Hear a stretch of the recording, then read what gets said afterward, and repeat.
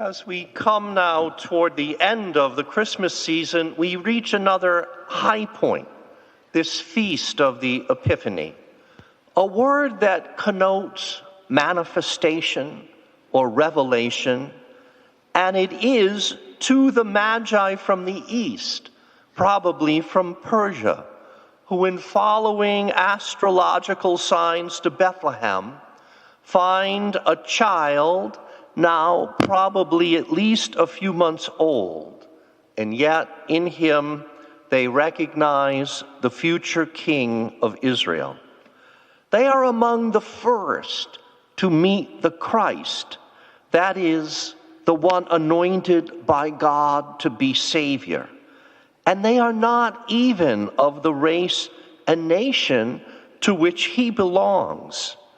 In this, we see a deeper meaning in this feast, because the Magi are representatives of the wider world beyond Israel, to whom the Christ has also been sent, and in whom salvation is to be found. So today, we could look around this church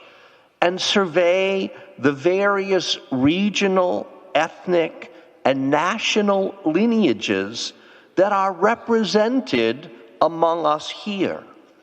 All of us descended from ancestors from various continents and various countries. Thus, what first began with the Magi, the revelation of Christ to the Gentiles, has obviously continued down through the ages right until this very gathering today. Yet the privilege that those Magi were granted to see the Christ in the flesh, while not entirely unique to them so long as Jesus was walking the earth, is a privilege that is not ours today, nor has it been that of the majority of our ancestors in the past. So how is it that so many of us look to Christ and recognize him as Savior, even though we and those from whom we have descended were not privileged to see him in the flesh, as the Magi did? The answer is that ever since his resurrection, Jesus as the Christ is always and everywhere being preached, just as he commanded that he be. Yes, initially by the first apostles and then by their successors and their assistants down through the ages, but importantly also as he is believed in and his gospel is personally accepted and practiced among the baptized of every succeeding generation, beginning in the Holy Land and truly extending down through the centuries and across continents and national borders to the ends of the earth.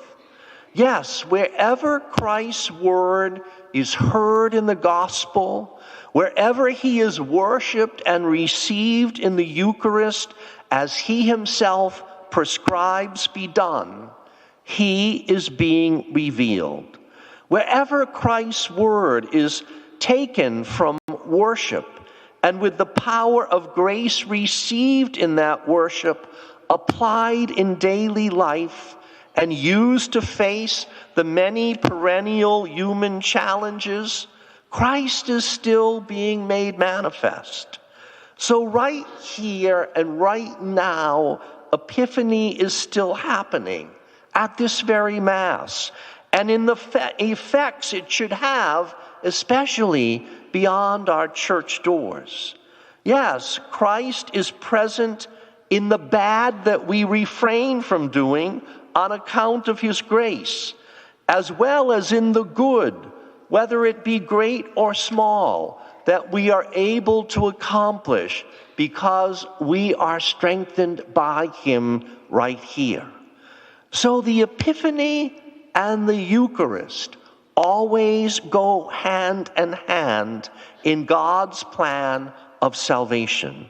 because each time we hear Christ and in faith we receive Christ, then the Word is actually still taking flesh through us and by that dwelling among us.